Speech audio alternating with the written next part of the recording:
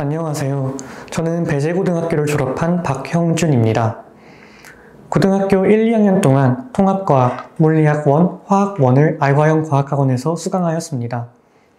이번 입시에서 수시로 고려대학교 신소재공학과 1차 합격, 성균관대학교 전자전기공학부 최종 합격, 성균관대학교 반도체융합공학과 최종 합격했으며 성균관대학교 반도체융합공학과에 24학번으로 입학할 예정입니다.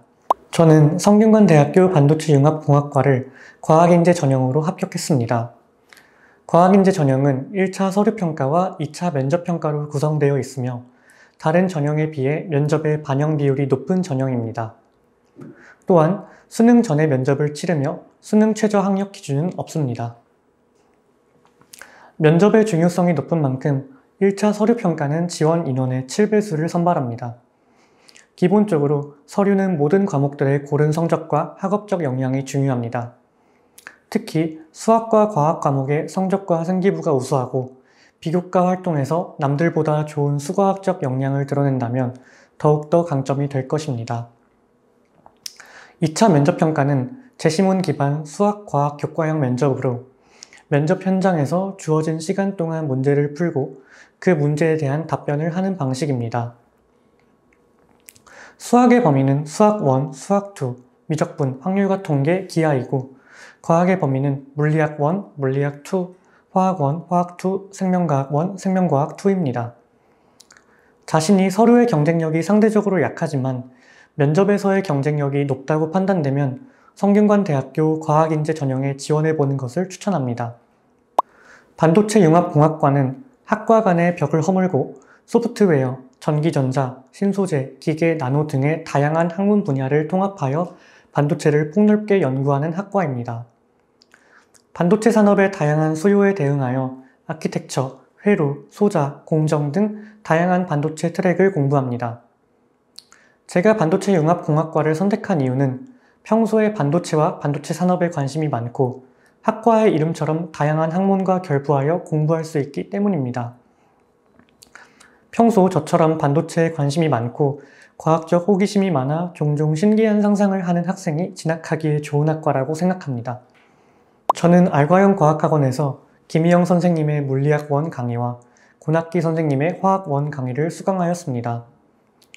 저는 과학 공부를 할 때 풀이를 정확하게 내 것으로 만들고자 했습니다.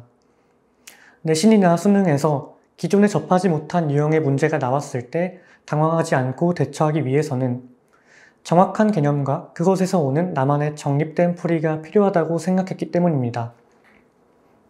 그것을 위해선 다양한 문제풀이와 정확한 개념 설명이 필요하다고 생각해서 대치동을 가지 않고 배재고의 내신과 수능 대비를 한 번에 할 수 있는 알과형 과학학원을 선택하게 되었습니다. 또한 심도 있는 분석을 바탕으로 배재고등학교 내신을 준비할 때 주목해야 하는 포인트들을 잘 짚어주셨고 그 부분이 실제로 내신 성적에 도움이 되어서 좋았습니다. 김희영 선생님의 물리학 1 강의의 장점은 모든 개념을 정확하게 공부하면서도 특히 주목해야 하는 내용들을 문제풀이를 통해 따로 정리할 수 있다는 점입니다. 또한 어떠한 개념들이 엮어서 문제로 출제될지에 대한 요점들을 잘 정리해 주셨습니다. 권학기 선생님의 화학 1 강의의 장점은 고난도 문제풀이를 위한 실전적이고 압축적인 도구 정리입니다. 정확한 개념의 이해와 논리적인 설명을 전제로 한 실전적인 도구 정리들을 통해 문제를 풀 때 더욱 빠르고 간결한 풀이를 쓸 수 있었습니다. 두 선생님의 강의를 통해 사고의 깊이가 한층 깊어짐을 느낄 수 있었습니다. 과학 과목은 개념들 간의 유기성을 이해하고 이해를 바탕으로 자신만의 일관된 풀이법을 정립해 나가는 것이 중요합니다. 수능과 내신 모두 결국 핵심이 되는 것은 시간 배분입니다. 시간이 모자라는 것을 해결하는 방법은 시험 현장에서의 풀이에 대한 생각하는 시간을 최소화하는 것입니다. 즉, 어떠한 문제를 보자마자 어떻게 풀어나가야 할지에 대한 방향을 설정해야 하며 문제에 주어진 조건을 내가 평소에 잘 활용하는 조건으로 바꾸어 일관된 방법으로 문제풀이를 마무리하는 루틴을 만드는 것이 중요합니다. 그러기 위해서는 연습할 때만큼은 다양한 방법으로 풀어보는 것이 중요합니다. 다양한 방법으로 풀어보면서 자신에게 가장 잘 맞고 모든 문제에 적용시킬 수 있는 풀이법을 찾아 나가야 합니다. 문제를 거르지 않고 다양한 문제를 해결해 나가다 보면 자연스레 자신만의 루틴이 생길 것입니다. 특히 고3 학생의 경우 수능을 응시하러 갈 때 그러한 방법들을 간단하게 노트 한 권에 들어갈 수 있을 정도로 정리하여 수능 현장에 가져가서 시험 보기 전 자투리 시간에 계속해서 되새길 것을 권합니다. 제가 다른 과목에 비해 강점이 있었던 수학 과목 공부법에 대해 소개하겠습니다. 어려운 수학 문제들을 면밀히 분석해보면 그보다 쉬운 문제들이 개념적으로 여러 개가 합쳐진 경우가 많습니다.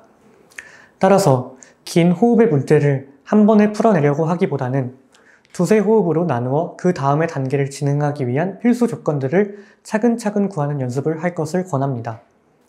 꾸준한 연습을 하다 보면 이러한 상황에선 이렇게 하는 게 제일 낫지 라고 하는 수학적 매뉴얼을 얻을 수 있습니다.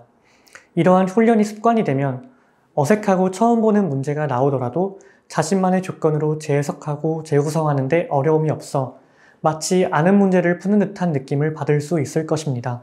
시간이 아니라 매일 해야 하는 것들을 정해놓고 그 과제들을 다 수행해야 하루를 마무리했습니다.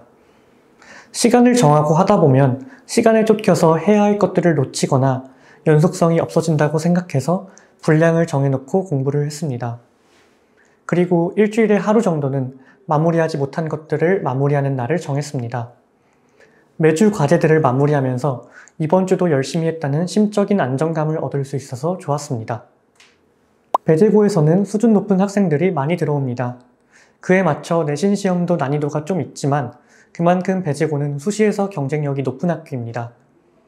포기하지 않고 주위 학생들과 함께 공부하고 학교 생활을 한다면 후에 좋은 결과로 이어질 것입니다. 큰 목표보다는 작은 목표를 지향하셨으면 합니다. 입시를 준비하면서 종종 시간이 느리게 간다고 느껴지거나 무기력함과 절망감을 느낄 때가 있습니다. 이러한 현상은 대개 너무 멀리 있는 미래를 생각하기에 발생하곤 합니다. 오히려 먼 미래에 대한 생각보다는 당장 오늘 또는 몇 시간 안에 끝내야 하는 주어진 과제들에만 집중하며 그냥 할 게 있으니 당연히 하는 거지 라는 생각을 가지고 하나하나 털어낸다는 느낌으로 처리해 나가시길 권합니다. 그러다 보면 수없이 많은 목표들을 해결해온 자신의 모습을 발견하게 될 것입니다. 그 성취감을 원동력으로 삼아 여러분들의 하나뿐인 멋진 미래를 만들어 나가기 바랍니다. 감사합니다.